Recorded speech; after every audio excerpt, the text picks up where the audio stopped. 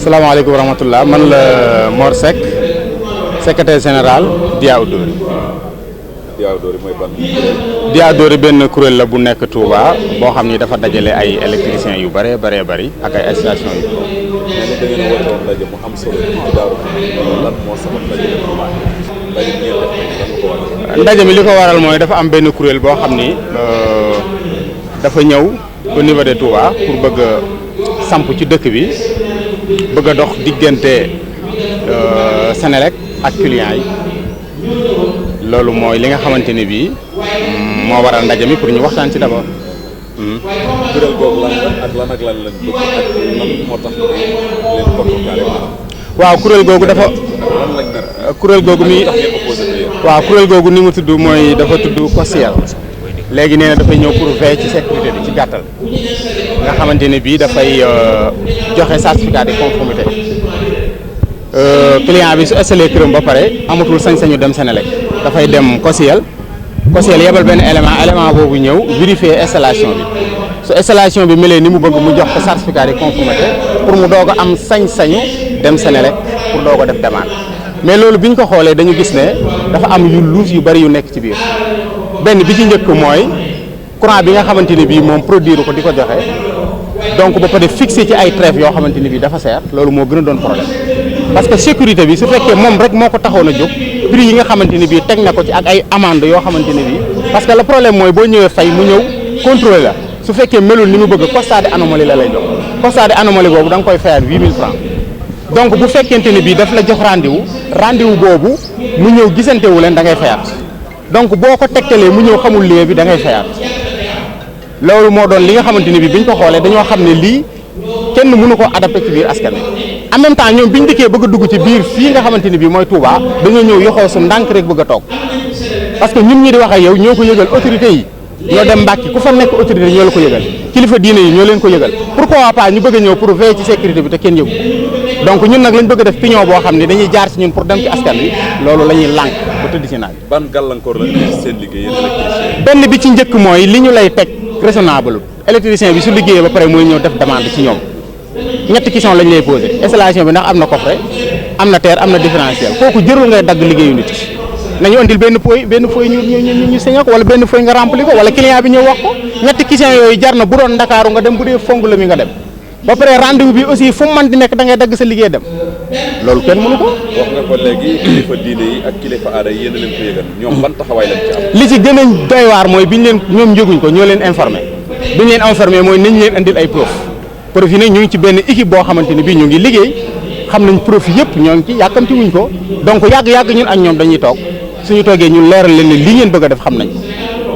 ban gàllankoor la kuréel gi di indi ci askan bi également. bi ci njëkk de mooy courant dina jafe te problème bi mooy bépp nit bu dëkk Sénégal am nga droit am courant parce que loi bi moo la ko jox te ñoom ni ñu bëgg nga installé ko soo ko mënul doo am courant parce que tey ki yor benn néeg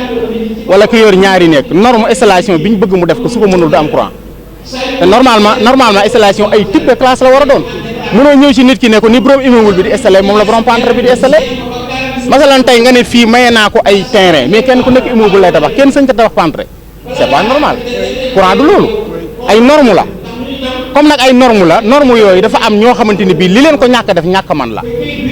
te courant dafa am ay protection yu ci nekk kii day ñëw bëgg ko pour consommation lampam tàkk ak prisam kii ñëw def ko pour protéger le équipement kii ñëw def ko protéger les personnes nga bëgg ne ñëpp nag dañuy ñëw def niveau bi gën a kawe loolu mënul nekk. ban ñaax jëmale ko ci liggéey loolu maanaam li ci njëkk mooy électricien yi lañu doon def buñ ko changé électricien bu installé bâtiment wan ko ginnaaw dem sa yoon client bi soxla courant na dem Senelec ba Senelec ne la duñ la jox courant loolu la ñuy xaar mais bu benn électricien ñëw envoyé nañu ay fiches yooyu fiche de engagement lañ ko tuddee sa numéro téléphone sa numéro carte d'identité nga ciy def donc envoyé leen ko pour ñu ñëw na dañ lay former wax nañ ko sànq ki lay former ban niveau la am ki ngay former ban niveau la am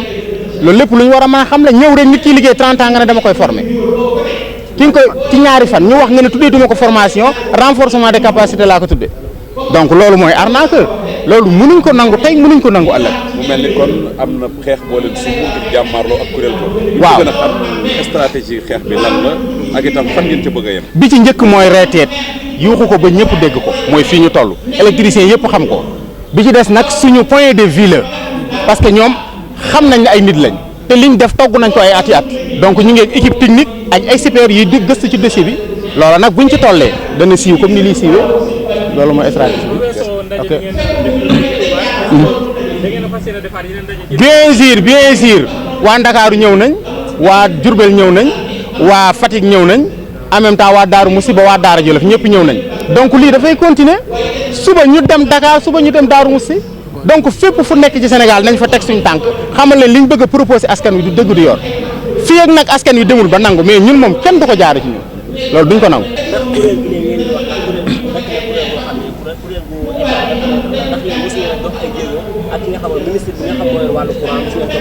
waaw li problème mooy ñoom li ñuy wax chaque jour mooy état reconnaître na leen am nañ décret loolu la ñuy wax waaye nag loolu day lu xóot loo xam ni ñun ci suñuy gëstu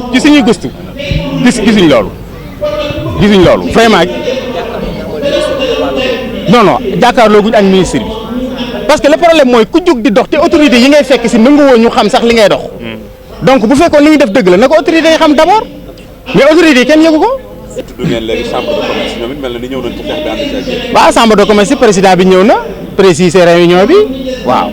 ñëw na préciser réunion bi donc moom tamit avis am dañ ko xam parce que comme moom